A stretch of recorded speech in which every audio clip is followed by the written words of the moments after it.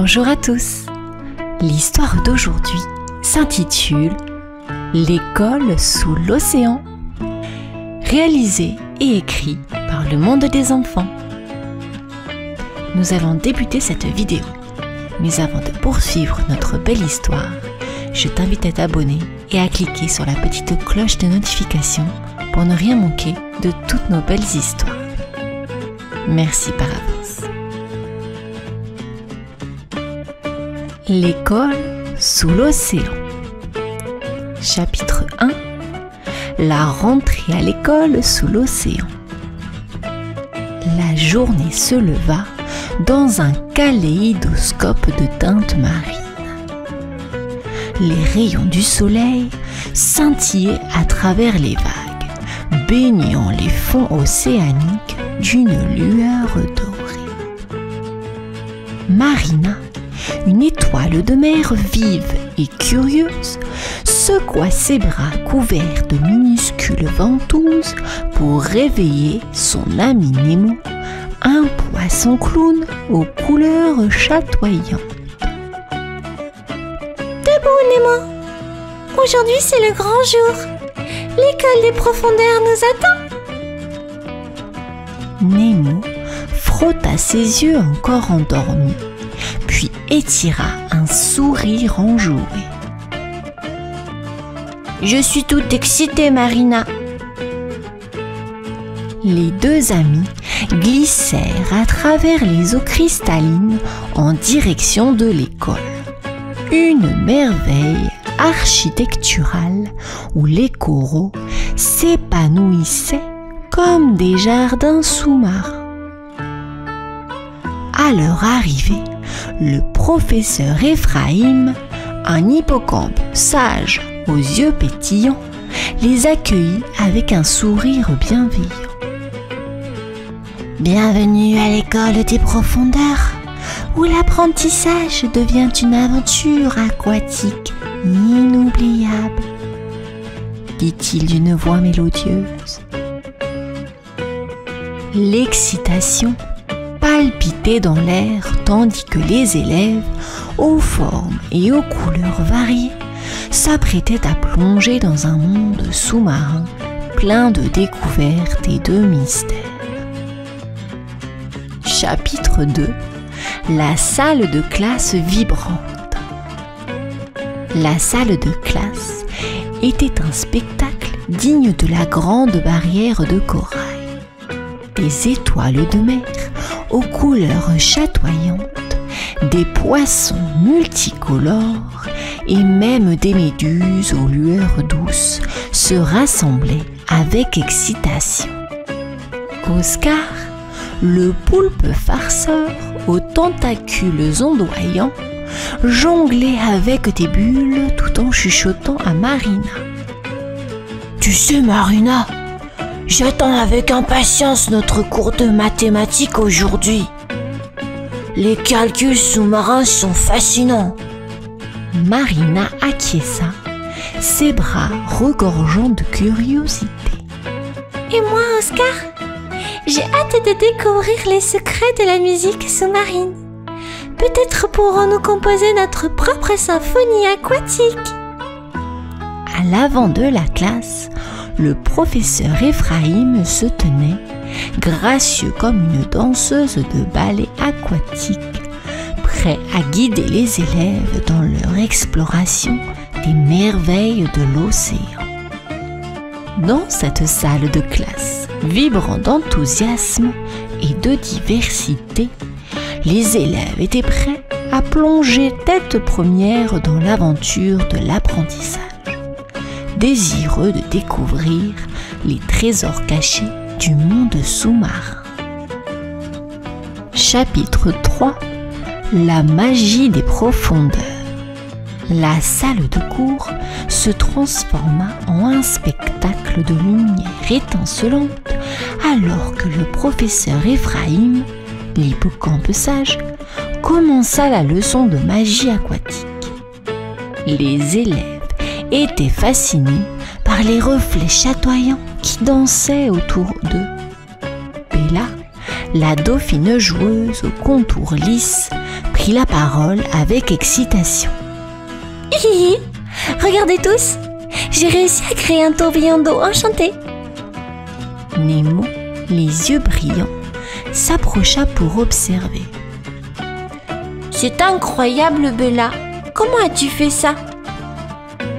Bella sourit, ses nageoires se balançant gracieusement. La magie des profondeurs réside dans la connexion avec l'océan qui nous entoure. Il faut juste laisser son cœur danser avec les courants. Les élèves se mirent à créer leurs propres enchantements aquatiques. Des éclats de lumière aux illusions d'eau, chacun explorant la magie de l'océan à sa manière. Leur rire et leur sourire remplirent la salle, alors qu'ils se rendaient compte que l'océan était un monde de merveilles à découvrir et que la magie était leur clé pour y accéder. Chapitre 4. Le labyrinthe de corail. Décidément, l'école des profondeurs réservait une surprise palpitante aux élèves ce jour-là. Une expédition à travers le labyrinthe de corail. Les parois coralliennes, ornées de motifs chatoyants, s'étendaient dans toutes les directions, formant un dédale mystérieux. Max, le requin au sourire bienveillant, se porta volontaire pour guider le groupe à travers ce labyrinthe sous-marin. Sa présence rassurante apaisa les inquiétudes des autres élèves. « Suivez-moi, les amis !» déclara Max en nageant gracieusement devant eux, son dos puissant glissant entre les parois coralliennes. Marina et Nemo, leurs yeux émeraudes pétillants d'anticipation, suivirent le groupe. Les secrets de cet enchevêtrement de corail les intriguaient. Ils se laissèrent emporter par l'excitation de l'inconnu, tout en restant à l'écoute des murmures d'eau de l'océan qui les entourait. À chaque tournant du labyrinthe, de nouvelles merveilles sous-marines se dévoilaient, renforçant leur désir de continuer leur exploration des mystères de l'océan. Chapitre 5. La chasse au trésor. Au cœur du labyrinthe de corail, les élèves découvrirent une grotte secrète, baignée d'une lueur douce et mystérieuse. Oscar, les yeux pétillants d'excitation, s'écria « Regardez ce que j'ai trouvé !» À l'intérieur de la grotte, des perles étincelantes gisaient sur le sol rocailleux, formant un trésor resplendissant. Marina, avec son étoile brillante, les contempla avec émerveillement. « C'est notre trésor caché !» Nemo, les nageoires frétillant de joie, ajouta. « C'est comme si l'océan nous offrait un cadeau, une récompense pour notre courage. » Les amis rassemblèrent les perles dans un sac fait de coraux tressés, chacun sentant que ce trésor n'était pas seulement fait de gemmes scintillantes, mais aussi de souvenirs précieux de leur aventure partagée. Ils quittèrent la grotte en riant, portant avec eux le trésor de l'amitié et de la découverte. Le labyrinthe de corail n'était qu'un début, et ils savaient que de plus grandes aventures les attendaient dans les profondeurs de l'océan. Chapitre 6. La leçon de navigation. La journée suivante, les élèves de l'école des profondeurs se rassemblèrent pour une leçon de navigation sous-marine. Le professeur Ephraim, son corps gracieux, ondulant tel un ruban dans les courants, se tenait devant eux. Pour explorer les merveilles de l'océan, vous devez apprendre à naviguer avec sagesse. dit-il d'une voix mélodieuse. Et qui de mieux pour vous guider que les étoiles des mers? Marina et Nemo échangèrent un regard curieux. Ils se joignirent aux autres élèves alors que le professeur Ephraim leur montrait comment utiliser les constellations d'étoiles marines pour se repérer dans les profondeurs de l'océan. Les étoiles de mer dans le ciel sous-marin brillaient d'une lueur mystique et bientôt les élèves commencèrent à comprendre comment se servir de cette carte céleste pour trouver leur chemin. Ensemble, ils résolurent des énigmes étoilées et explorèrent les recoins les plus secrets de l'océan. La leçon de navigation ne faisait que renforcer leur détermination à découvrir les trésors cachés de l'immensité bleue qui les entourait. Chapitre 7. La fête des méduses lumineuses. Une soirée extraordinaire se préparait à l'école des profondeurs. Les élèves étaient invités à une fête unique au cœur d'un banc de méduses lumineuses. Leur lumière douce illuminait les fonds marins, créant une ambiance magique. Marina et Nemo, vêtus de leur plus belle parure, rejoignirent leurs amis dans une danse ondulante au rythme des lueurs fluorescentes. Les méduses s'élevaient et descendaient en douceur, créant un spectacle hypnotique. Bella la dauphine se glissa gracieusement à travers les méduses, les incitant à danser en harmonie avec elle. Oscar, le poulpe farceur, jongla avec des bulles phosphorescentes, ajoutant une touche de magie à l'atmosphère. Max le requin se joignit à la danse avec élégance, brisant les préjugés sur les requins. L'océan résonnait de rires et de chants, et les élèves se sentaient plus proches que jamais.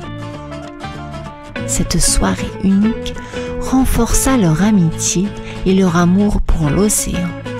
Ils comprirent que l'océan était un lieu de magie, d'émerveillement et d'aventure, et que chaque jour apportait une nouvelle découverte. Chapitre 8. L'amitié de Max.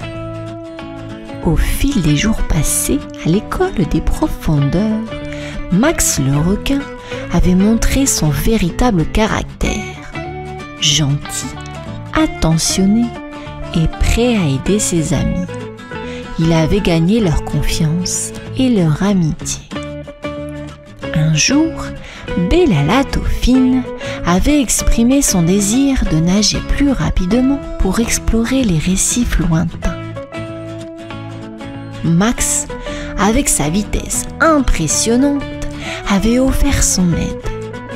Il se lançait à présent dans des courses à travers les eaux cristallines, les rires et les éclats d'eau remplissant l'air.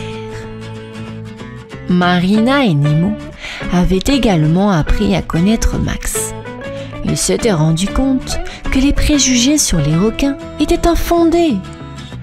Max était une preuve vivante que l'amitié pouvait transcender les différences. La diversité des amis à l'école était l'une des choses qui la rendait si spéciale. Chacun apportait quelque chose d'unique et tous étaient liés par une amitié sincère et une passion commune pour l'océan. Cette amitié, tissée au fil des jours passés ensemble, était un trésor inestimable, bien plus précieux que tout ce qu'ils pouvaient trouver dans les profondeurs de l'océan. Chapitre 9. La découverte d'une épave. C'était une matinée brumeuse. Les élèves de l'école des profondeurs étaient en pleine exploration des fonds marins. Alors qu'ils nageaient au-dessus d'un récif corallien, Marina, les yeux émeraudes pétillants d'excitation, aperçut quelque chose d'intrigant. Une épave de navire gisant silencieusement au fond de l'océan. Ils approchèrent avec précaution, les yeux rivés sur les vestiges du passé. Les algues avaient recouvert le navire, créant un spectacle presque féerique de couleurs et de formes. Nemo, curieux, demanda: « Je me demande quel genre de trésor pourrait se cacher là-dedans. » Oscar, le poulpe farceur, plongea pour inspecter de plus près. Il y a des coffres en bois, des vieux livres et même une mystérieuse carte au trésor. Ils réalisèrent que cette épave était une fenêtre sur le passé, un rappel des aventures qui avaient eu lieu dans les profondeurs de l'océan, bien avant leur époque. La découverte de l'épave alimenta leur désir de connaître l'histoire de l'océan et les aventures qui les attendaient. Chaque coin sombre de l'océan contenait des secrets et des merveilles à découvrir, et ils étaient plus que prêts à les explorer tous. Chapitre 10. La grande course sous-marine. L'excitation était à son comble à l'école des profondeurs, alors que la journée de la grande course sous-marine était enfin arrivée. Les élèves se rassemblèrent sur la ligne de départ, leurs nageoires frétillant d'impatience. Le professeur Ephraim, l'hippocampe sage, se tint au centre de l'arène sous-marine, sa voix douce portée par les courants. « Que la course commence !» Les élèves plongèrent dans l'eau avec grâce, se faufilant entre les coraux et zigzagant autour d'algues ondulantes. Chacun montrait ses compétences uniques, Bella avec sa grâce aquatique, Oscar avec sa rapidité étonnante et Max le requin avec sa puissance. Marina et Nemo, déterminés, nageaient côte à côte, se soutenant mutuellement. Ils se sentaient vivants, l'océan vibrant autour d'eux. La course n'était pas seulement une compétition, mais une célébration de l'amitié, du partage des connaissances et du plaisir d'être ensemble. Quoi qu'il arrive par la suite, ils savaient que l'aventure continuait, que de nouvelles découvertes les attendaient au-delà de la ligne d'arrivée et que leur amitié était la plus grande récompense de toutes.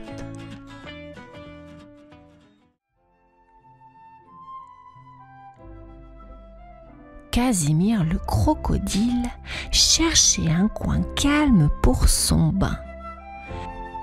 Mais une porte claque. Il fronce les sourcils, puis la berceuse du voisin gronde. Casimir soupire. Ah, je veux juste un peu de calme, marmonne-t-il doucement. Il s'installe dans sa baignoire, les jouets de bain flottant autour de lui, quand on frappe à la porte. « Casimir, tu viens jouer ?» crient les enfants dehors. Non, pas maintenant. Casimir veut se reposer.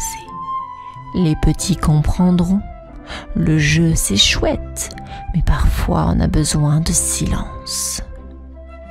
Plus tard, mes amis. Répondit Casimir avec douceur. Il plongea sa queue dans l'eau et... les gouttes chatouillent son grand nez vert. Il essaie de sourire, mais...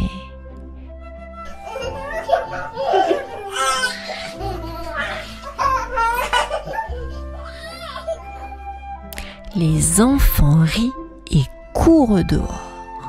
Casimir soupire. Il me faut un endroit tranquille, pense-t-il. Il regarde la lune et les étoiles qui commencent à briller et a une idée lumineuse. Je vais emporter mon bain tout en haut de la colline, s'exclame-t-il. Alors, avec une grande inspiration, il commence à pousser sa baignoire vers la colline, rêvant déjà au doux silence qui l'attend. Avec un grand et un gros Casimir pousse sa baignoire. Elle roule sur l'herbe douce jusqu'en haut de la colline. Ouf! Ça y est, dit Casimir en s'essuyant le front avec son bras. La colline est silencieuse. On n'entend que le des chouettes et le des grillons. C'est la musique de la nuit, douce et apaisante.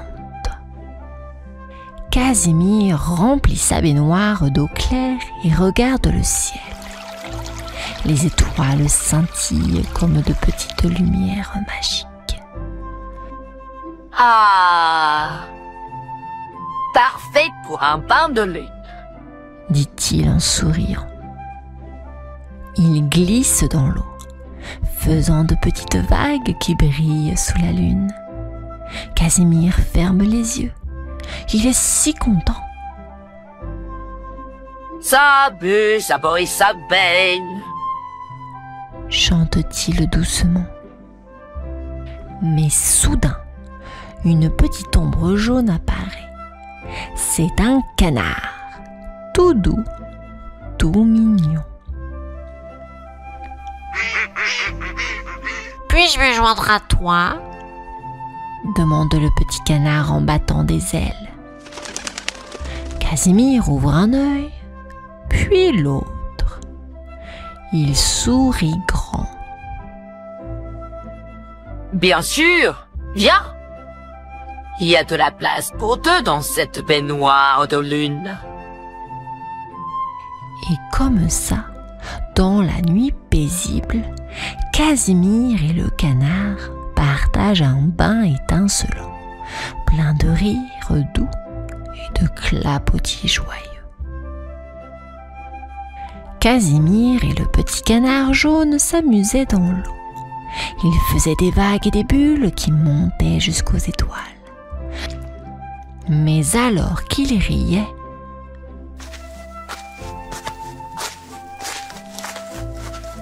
des bruits de pas se font entendre.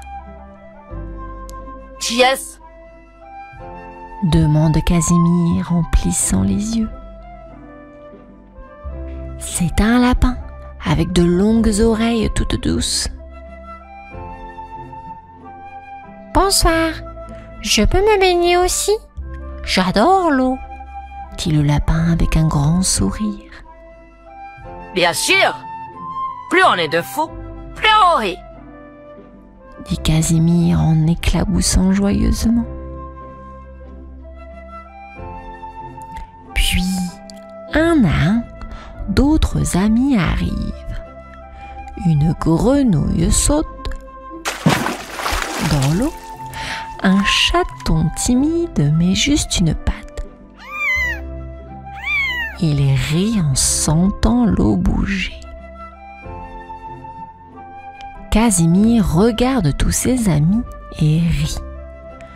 Venez tous! L'eau est super pour faire des câlins d'eau et des jeux rigolos. Le bain de Casimir devient une fête.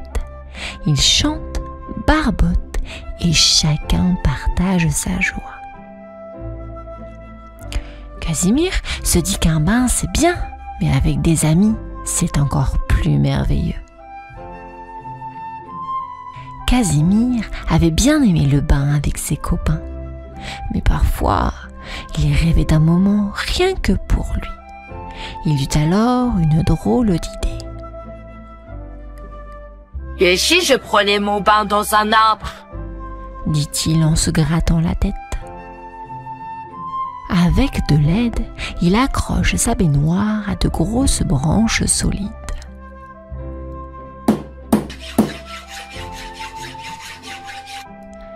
Les cordes sont attachées. Voilà! Un bain suspendu entre les feuilles. S'exclame-t-il tout content. Casimir monte prudemment et plonge dans l'eau avec un petit. Il flotte, regarde les nuages et sourit. Mais soudain, un oiseau curieux vient voir. Oh, que fais-tu là-haut, Casimir? Piaille-t-il. Je prends un bain l'air. Répond Casimir en riant. Puis,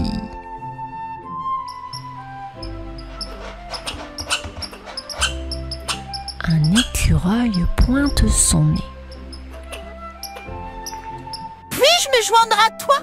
C'est amusant, un bain dans les arbres. Demande-t-il avec des yeux brillants. Bien sûr, saute. Dit Casimir. Bientôt, des papillons dansent autour et même une coccinelle vient se poser. Casimir comprend qu'il y a toujours de la place pour des amis, même dans un bain suspendu. Il rigole et partage un moment au perché, aussi léger qu'une brise. Casimir adorait les arbres et ses nouveaux amis, mais les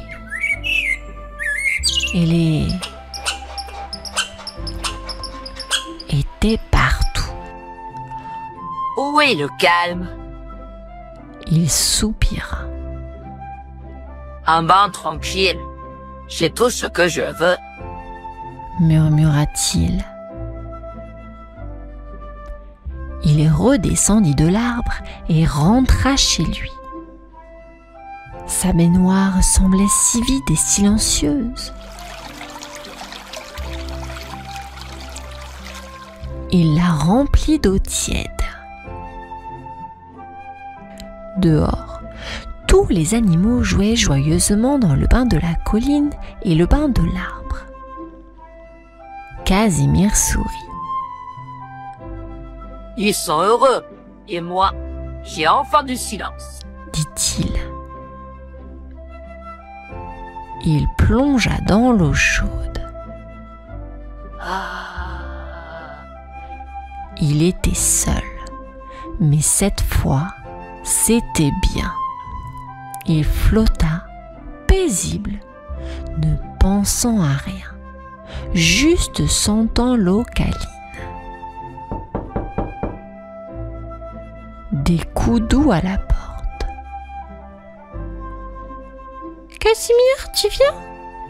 demanda une petite voix. Casimir gloussa. « Non, mes amis. Maintenant, c'est l'heure du calme pour moi. Profitez bien. » répondit-il doucement. Les rires des animaux lui parvinrent comme une chanson lointaine. Casimir se blottit dans l'eau et ferma les yeux, un sourire aux lèvres. Il avait trouvé son petit coin de paradis, chez lui, tout simplement.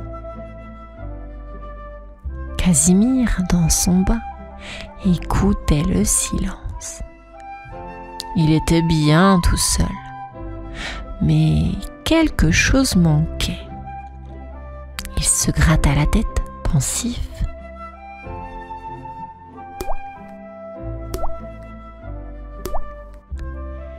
Des petites gouttes de pluie commençaient à tomber. Casimir regarda par la fenêtre et vit tous ses amis qui couraient se mettre à l'abri. Oh! Mes amis sont tous mouillés. S'inquiéta Casimir. Il avait une grande idée.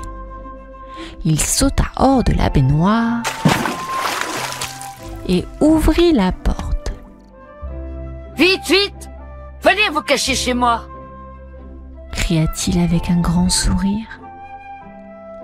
Les animaux arrivèrent en sautillant et en riant, trempés mais heureux. Il y avait de la place pour tout le monde. Faisons une fête de bain ici! Proposa Casimir. Il remplissait des seaux, des bols, tout ce qui pouvait contenir de l'eau pour ses amis. « Et bébé pourra !» criaient tous les animaux. Ils éclaboussèrent, jouèrent et partagèrent des histoires d'aventure. Casimir comprit que le bonheur, c'est encore mieux quand on le partage. Et alors que la pluie tapotait doucement sur le toit, tous ensemble, ils créèrent le plus beau des souvenirs, juste en partageant un moment simple et plein de chaleur. Le cœur de Casimir était aussi rempli que sa baignoire, de joie et d'amitié.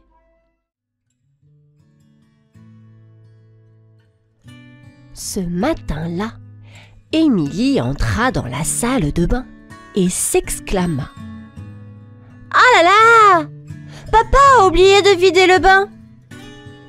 La baignoire était pleine d'eau avec des bulles qui faisaient plop plop. Mais ce qui était encore plus drôle, c'était quelque chose qui dépassait de l'eau. On aurait dit une nageoire. C'est peut-être un canard plongeur, rigola Émilie. Mais en regardant de plus près, elle s'aperçut que c'était trop grand pour être un canard. Une nageoire dans mon bain? Ça alors? Émilie courut vers sa maman. Maman, il y a quelque chose d'étrange dans le bain. Sa maman sourit et lui dit: peut-être que c'est un bateau jouet? Mais non, maman, c'est beaucoup plus grand. Viens voir. Émilie prit sa maman par la main, toute excitée de lui montrer sa découverte aquatique mystérieuse. Quand Émilie et sa maman revinrent dans la salle de bain, elles virent 3 requins dans la baignoire. « Bonjour, je suis Papa Requin !» dit le plus grand des requins avec un sourire édenté. « Et moi, je suis Maman Requin !» ajouta un autre requin en faisant un clin d'œil. Et le petit dernier sautilla en disant: « Et moi, bébé requin, pouet pouet !» Émilie écarquilla les yeux. « Oh, des requins qui parlent! C'est rigolo !» s'exclama-t-elle. Maman requin rigola. « Nous sommes des requins très spéciaux.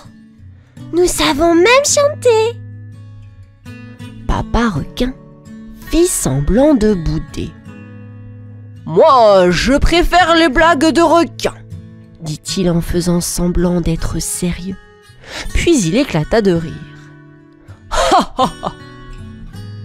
Émilie rit avec eux.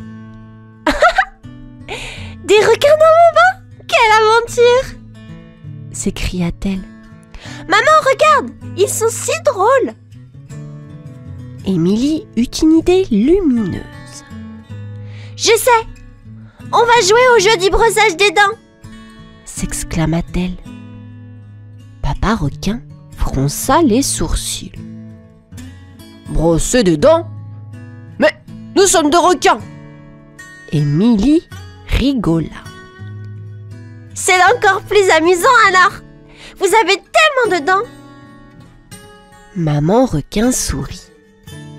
D'accord, petite Émilie. Montre-nous comment on fait. Émilie prit sa brosse à dents géante et du dentifrice. Regardez, comme ça.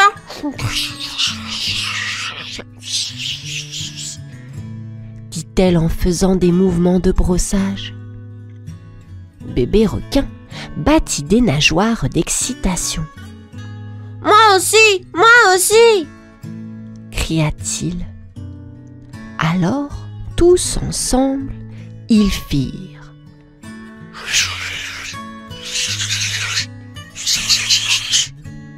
Sur leurs dents. Papa requin éclata de rire. Ça chatouille! Dit-il. Maman requin ajouta. Quelle idée brillante, Émilie! Nos dents n'ont jamais été aussi propres. Et tous les requins montrèrent leurs dents bien propres en souriant largement. Regarde maman! Il brille! S'exclama Émilie toute contente. Après le brossage des dents, Émilie eut une autre idée amusante. Maintenant, jouons avec des bulles! S'exclama-t-elle en prenant un flacon de savon à bulles.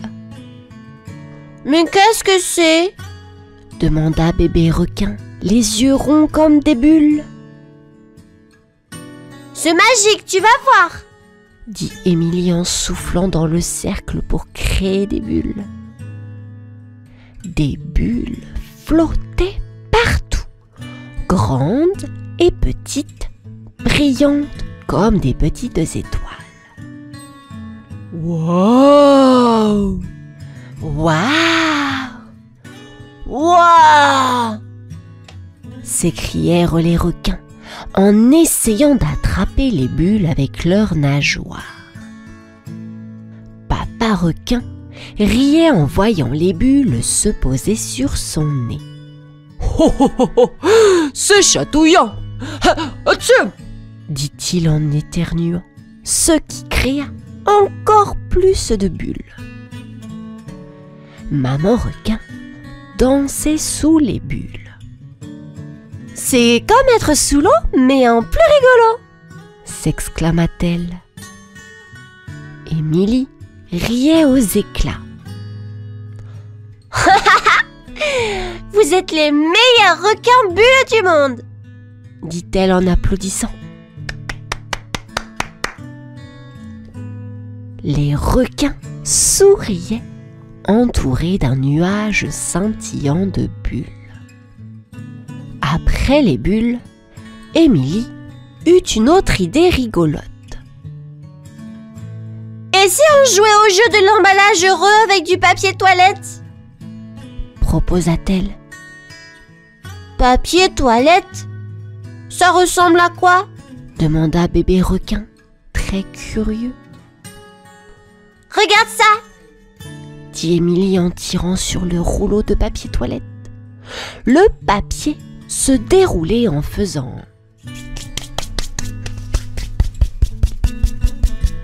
Les requins étaient émerveillés.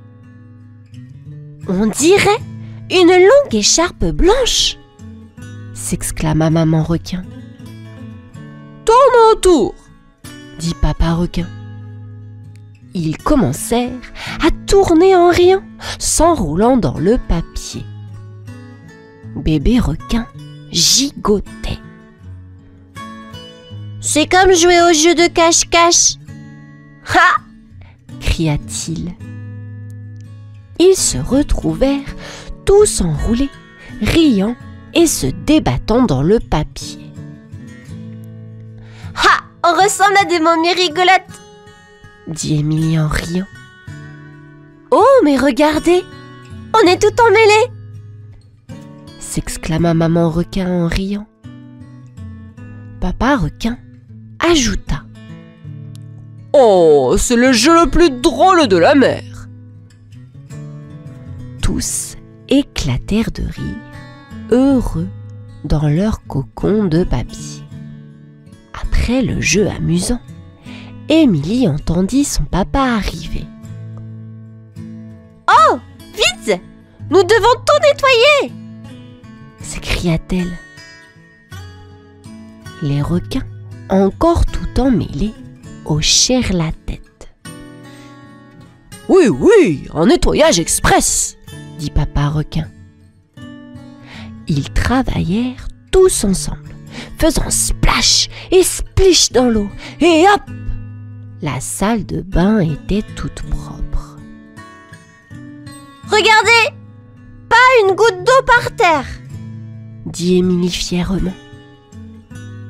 Juste au moment où il terminait, la porte s'ouvrit. Papa entra et vit Émilie toute souriante. Oh, tu as tout nettoyé, ma chérie. Quelle bonne surprise, dit-il. Oui, papa, c'était super amusant, répondit Émilie en souriant. Plus tard, pendant le petit déjeuner, Émilie entendit un petit bruit dans son bol. Oh! Ah!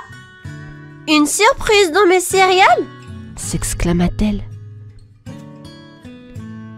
C'était juste une petite cuillère qui faisait cling contre le bol. Émilie se mit à rire. Oh là là! Quelle aventure incroyable ce matin! Pensa-t-elle.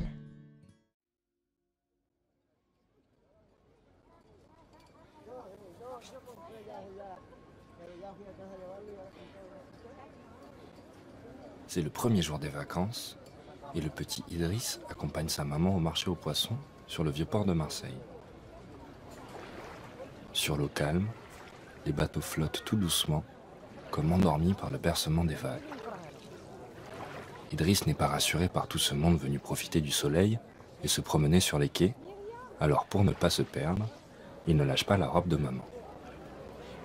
Il sait que tant qu'il tient dans sa main gauche un peu du tissu doux, il ne risque rien, et encore moins de se perdre au milieu de toutes ces longues jambes, de toutes ces grandes personnes qui forment comme une forêt devant lui, une drôle de forêt qui n'arrête pas de bouger.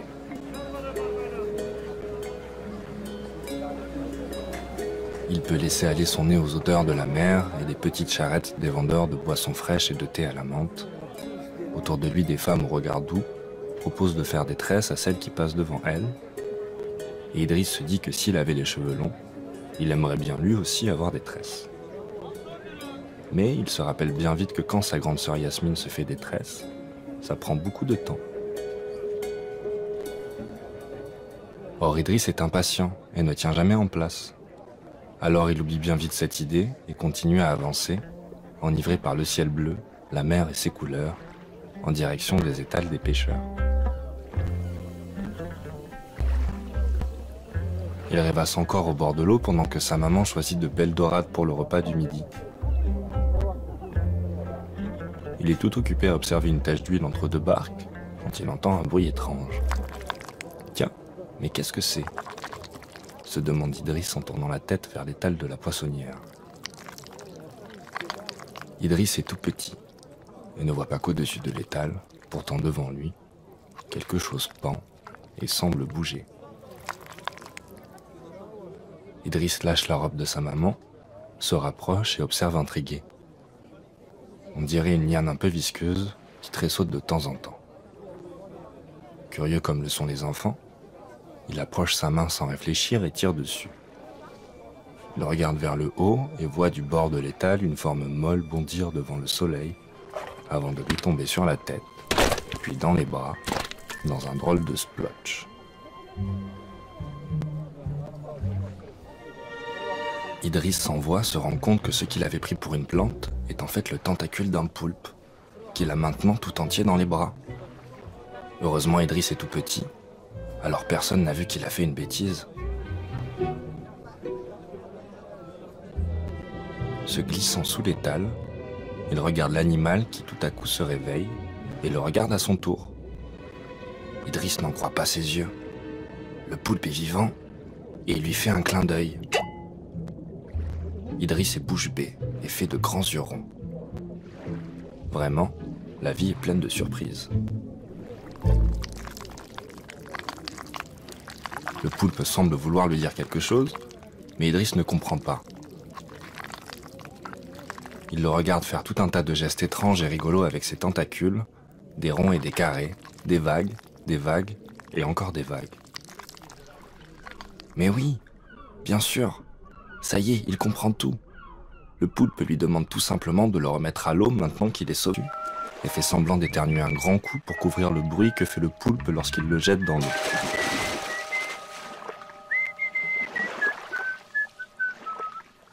Idriss se penche au-dessus du bord mais ne le voit plus. Il a tout à coup un doute. Peut-être qu'il a mal compris. Peut-être qu'en fait c'est un poulpe qui ne sait pas nager et qu'il est en train de se noyer. Mais Idriss n'a pas le temps d'avoir peur bien longtemps, car il voit tout doucement les yeux du poulpe qui remontent à la surface et lui font à nouveau un grand clin d'œil avant de redescendre dans l'obscurité des eaux du port.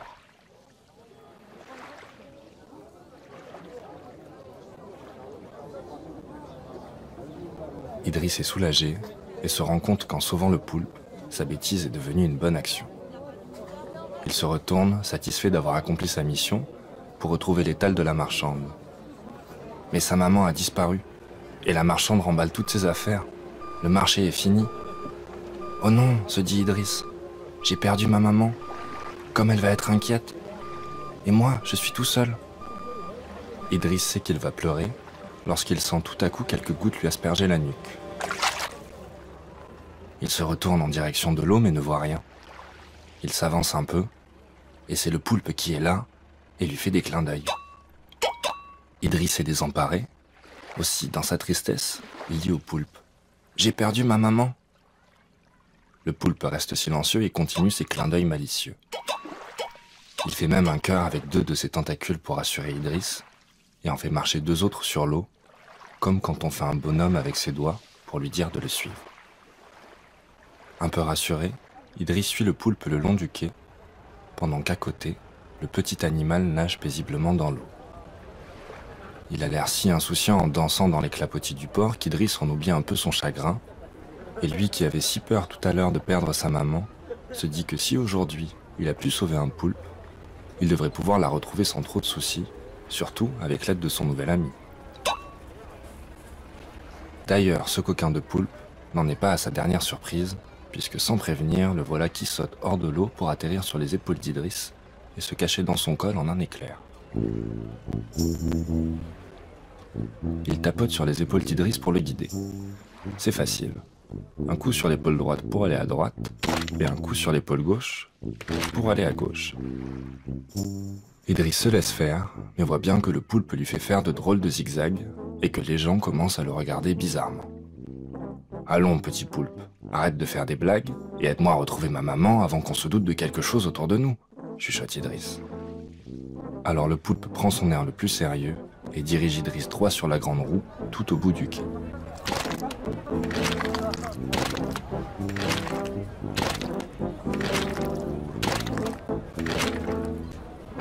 Il appuie sur la tête d'Idriss avec un tentacule pour lui dire de se baisser, et les voilà qui se faufilent ni vus ni connus dans une des cabines de la grande roue qui se met à décoller.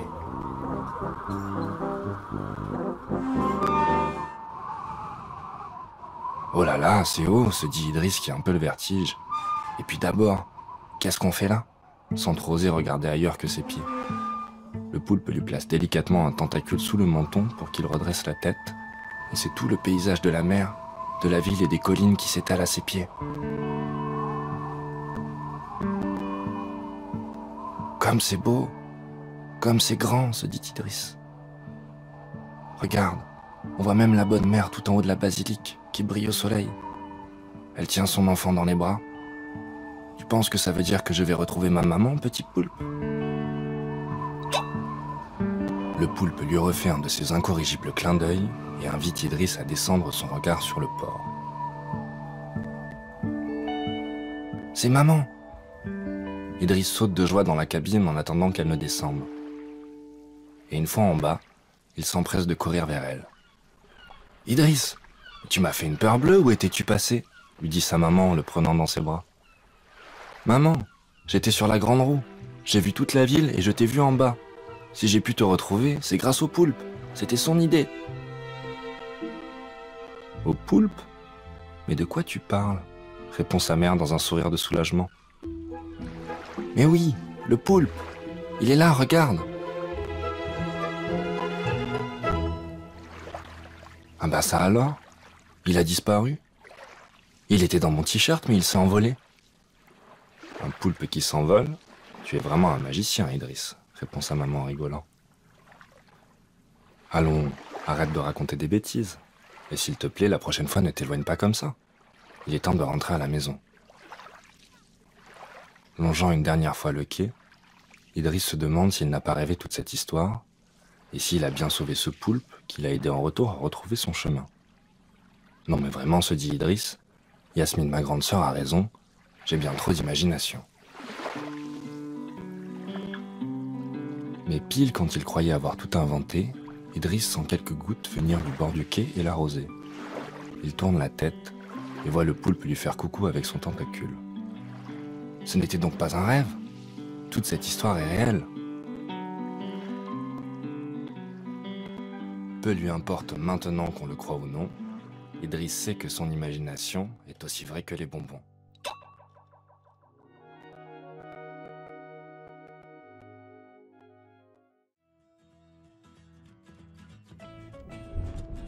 Ce soir, il pleut sur la montagne bleue.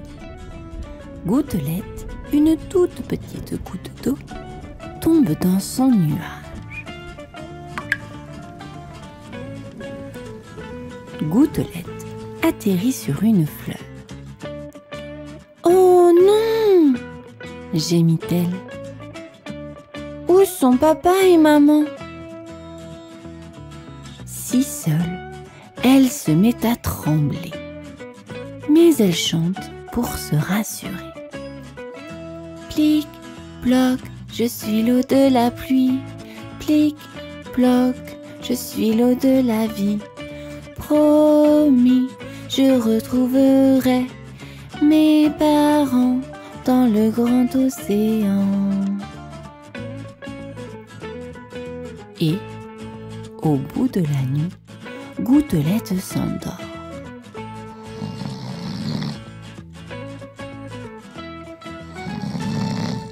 Au matin, Gouttelette pense à celles qui, comme elle, sont tombées du ciel. Elles ont dû trouver des sources d'eau sous terre et ensuite...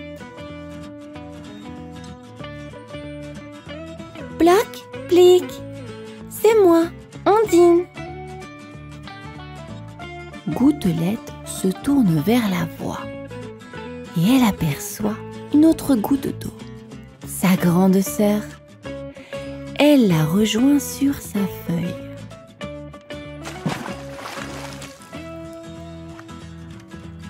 Mais un coup de vent la décroche. Elle tourbillonne, virevolte et plonge vers le ruisseau. La feuille vogue maintenant tel un bateau. Géant! Crie Ondine. Géant? Vraiment? Râle Gouttelette. Je préfère l'eau calme des flaques à ce ruisseau qui nous emmène. Je ne sais où. Mais il est fait d'eau, comme nous. Écoutons-le.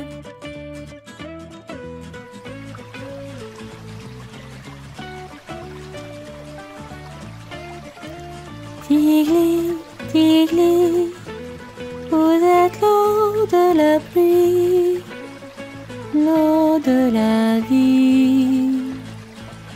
Moi, je suis le ruisseau. Je vous emmène vers la rivière, mon ami.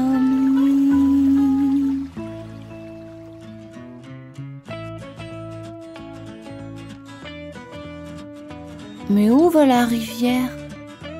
Demande Gouttelette. Là où toutes les gouttes voyagent, répond la voix du sage.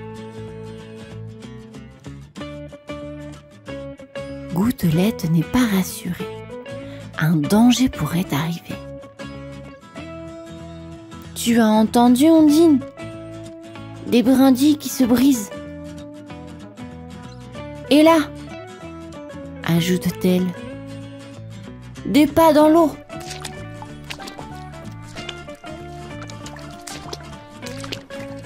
Qui apparaît de sa belle fourrure brune et grise? Une marmotte. Elle approche son museau tout près, trop près. Gouttelette se met à bouillir de colère. Ni une ni deux, elle brûle la truffe de la marmotte qui bondit en arrière.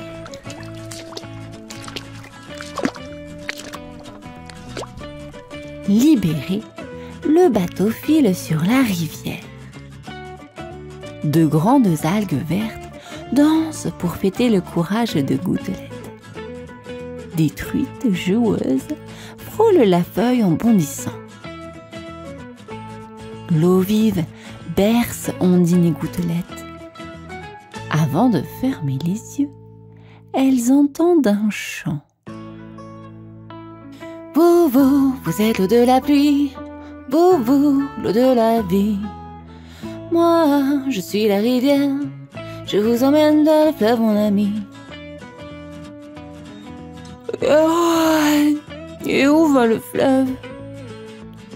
Demande Gouttelette en bâillant. Là où toutes les gouttes voyagent. Oh, une alouette dans le ciel réveille les deux sœurs. La rivière séparée d'un manteau jaune et vert. Ondine, curieuse, s'approche et elle touche un nénuphar. Ça fait des ronds rigolos. Elle recommence une fois, deux fois, trois fois, quand soudain, une petite rainette surgit. Elle coasse, mais contente d'avoir été dérangée dans sa sieste. Brutalement, elle pousse la feuille. Une cascade gronde devant Ondine et Gouttelette. Terrorisée, elle s'accroche à leur radeau.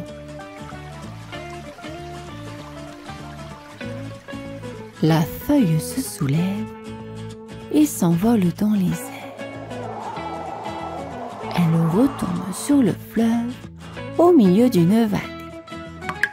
Sauvée! Des abeilles bondissent de fleur en fleur. Gouttelette, émerveillée, les salue. Bonjour mesdames. Toutes ensemble, vous formez un joli nuage. Personne ne lui répond. Personne? Si, le fleuve qui roule entre les airs.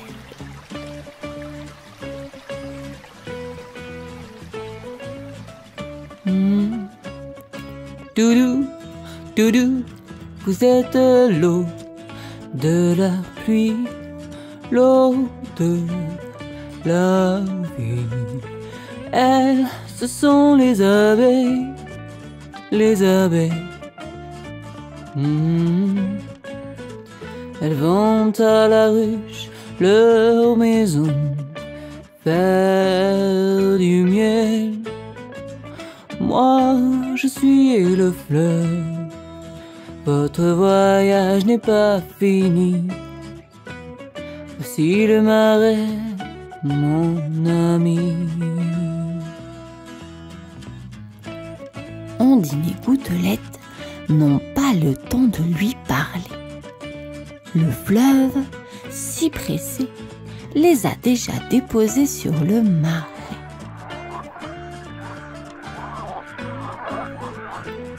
Ici, tout semble figé. Mais quel concert! Sur un vieux tronc moussu, une hirondelle répond aux mélodies d'un merle. Plus loin, un pique-vert creuse un arbre pour attraper un petit ver. Un coucou, perché dans un noyer, appelle les deux sœurs. Elles répondent polies. Bonjour à vous aussi. Mais le spectacle n'est pas fini. Entre deux roseaux, des longues oreilles se balancent. C'est un lapin qui mange des pissenlits. Caché derrière lui, une loutre bondit. C'est trop beau ici, dit Ondine. C'est vrai, mais j'aimerais que papa et maman soient là, renifle Gouttelette. Une voix lui répond. Lan, vous êtes l'eau de la pluie, l'eau de la vie. Moi, je suis le marais. Ne pleurez pas, voici le grand océan, mon ami. Du sable, encore du sable. Mais où est l'océan? Demande Gouttelette. Là-bas, regarde, répond Ondine en montrant une ligne aussi bleue que le ciel. Des mouettes indiquent le chemin. Un petit vent souffle entre les pins. Serait-ce la fin du voyage?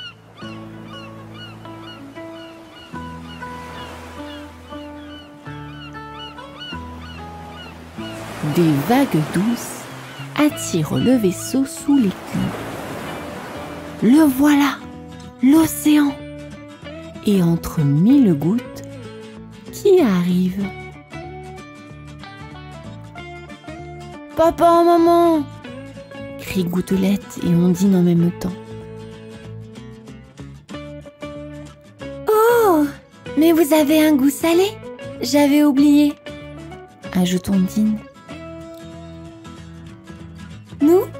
Nous sommes devenues toutes douces. Leurs parents les enlacent et leur disent.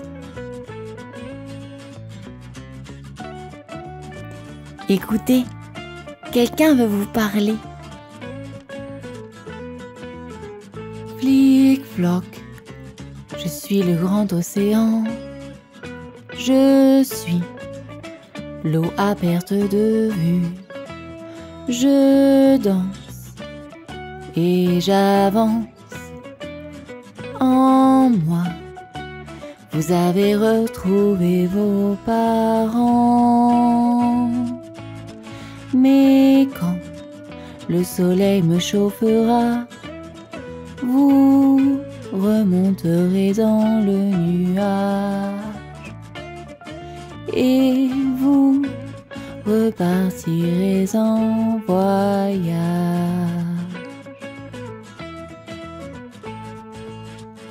Et où nous portera le nuage?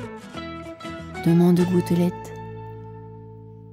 Là où toutes les gouttes voyagent, répond la voix du sage.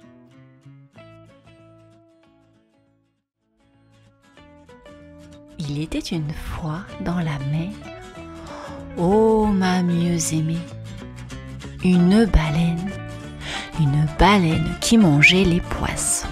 Elle mangeait les étoiles de mer et les loups de mer, le merlan et le flétan, le taco et le turbo, la sardine et ses copines, le mulet et le rouget, et la vive anguille visqueuse qui vrille et se tortille. Tous les poissons qu'elle pouvait attraper dans tous les recoins de la mer, elle les dévorait avec sa bouche comme ça. Jusqu'à ce que, finalement, il ne resta plus qu'un seul petit poisson dans toute la mer. Un petit poisson fripon qui nageait à l'écart du danger, juste derrière l'oreille droite de la baleine. Du coup, la baleine se dressa sur sa queue et déclara « J'ai faim !» Et le petit poisson fripon dit d'une petite voix friponne « Noble et généreux cétacé, l'homme as-tu déjà goûté ?»« Non !» répondit la baleine. « Quel goût ça a ?»« Sa chair est bonne !» affirma le petit poisson fripon. « Sa chair est bonne, mais elle manque de moelleux. »« Eh bien, va m'en chercher !» lança la baleine.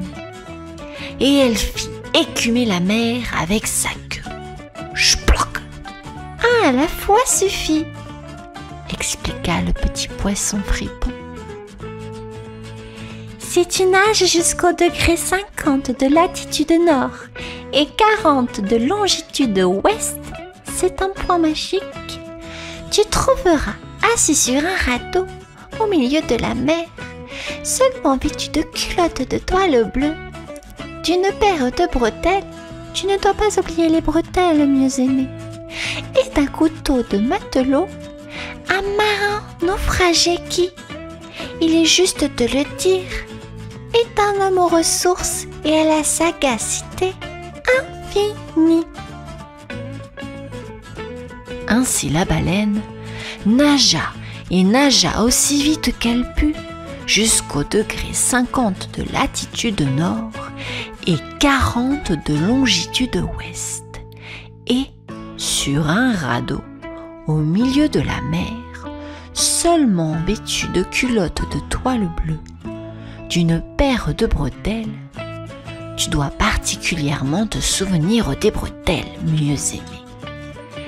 Équipée d'un couteau de matelot, elle trouva un marin solitaire, seul rescapé d'un naufrage, qui laissait barboter le bout de ses pieds dans l'eau salée. Il avait la permission de sa maman de barboter, sans quoi il se serait abstenu, car c'était un homme aux ressources et à la sagacité infinie. Puis, la baleine ouvrit sa bouche toute grande, toute grande, toute grande, si grande qu'elle touchait presque sa queue, et elle avala le marin naufragé, le radeau sur lequel était assis, ses culottes de toile bleue, ses bretelles, que tu ne dois pas oublier, et son couteau de matelot. Elle engloutit le tout dans les chauds et noirs placards de sa panse. Puis elle fit claquer ses lèvres, comme ça, et tourna 3 fois sur sa queue.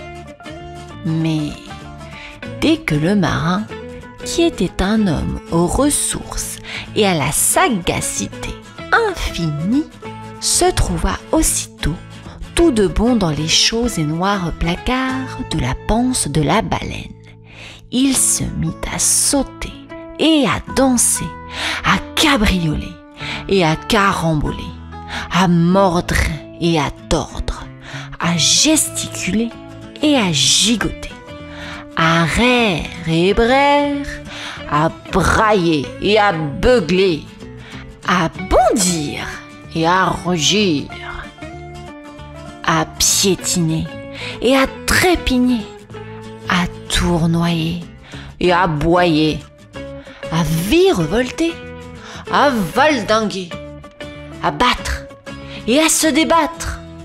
Et il dansa la matelote là où il ne fallait pas.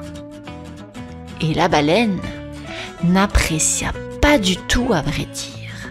As-tu oublié les bretelles? C'est pourquoi elle dit au poisson fripon: cet homme manque beaucoup de moelleux. Et de plus, il me donne le hoquet. Que dois-je faire? Demande-lui de sortir, répondit le poisson fripon. Alors la baleine appela de l'intérieur de son gosier le marin naufragé. Sors et tiens-toi tranquille. J'ai le hoquet. Non, non, rétorqua le marin. Pas comme ça, bien au contraire. Ramène-moi sur mon rivage natal et aux blanches falaises d'Albion, et j'y songerai. Et il recommença à danser de plus belle. tu ferais mieux de le ramener chez lui, conseilla le poisson fripon à la baleine. J'aurais dû te prévenir que c'était un homme aux ressources et à la sagacité infinie. Ainsi la baleine nagea, nagea et nagea encore avec 2 nageoires et sa queue, aussi vite qu'elle put malgré son hoquet. Enfin, elle aperçut le rivage natal du marin et les blanches falaises d'Albion, et elle s'élança vers la plage où elle s'échoua à demi, ouvrit sa bouche toute grande, et annonça: correspondance pour Winchester, Ashwellow, Nashua, Keene et toutes les stations sur la ligne de Fitchburg. Et juste au moment où elle prononça Fitch, le marin sortit de sa bouche. Or, pendant que la baleine nageait, le marin, qui était assurément un homme aux ressources et à la sagacité infinie, avait pris son couteau de matelot pour découper son radeau en morceaux, qu'il croisa pour en faire une petite grille carrée, et il l'avait fermement nouée avec ses bretelles. Maintenant, tu comprends pourquoi tu ne devais pas oublier les bretelles. Il traîna cette grille jusqu'à la coincer dans le gosier de la baleine, et elle y resta bloquée. Puis il déclama le sloka suivant que vous n'avez jamais entendu et que je vais donc maintenant vous rapporter. Avec une grille dans le gosier, tu ne pourras plus festoyer. Le marin n'avait peur de rien, car c'était un hibernien. Après cela, il s'en alla sur les galets et rentra chez sa mère, qui lui avait donné la permission de laisser barboter le bout de ses pieds dans l'eau salée. Et il se maria et vécut heureux. La baleine aussi. Mais depuis ce temps-là, avec cette grille dans le gosier qu'elle ne pouvait ni expulser en toussant, ni avaler, elle ne put manger autre chose que des petits, tout petits poissons. Et c'est pour cette raison que, de nos jours, les baleines ne mangent jamais d'hommes, ni de petits garçons, ni de petites filles. Le petit poisson fripon s'en alla et se cacha dans la vase, sous le seuil des portes de l'Équateur. Il avait peur que la baleine fût fâchée contre lui. Le marin ramena son couteau de matelot chez lui. Il portait ses culottes de toile bleue quand il remonta la plage de Galets. Ses bretelles furent abandonnées, vois-tu, pour nouer la grille. Et c'est la fin de ce conte. J'espère que cette histoire t'aura plu et qu'elle t'aura permis de faire un gros dodo. Je te dis à bientôt. Au revoir.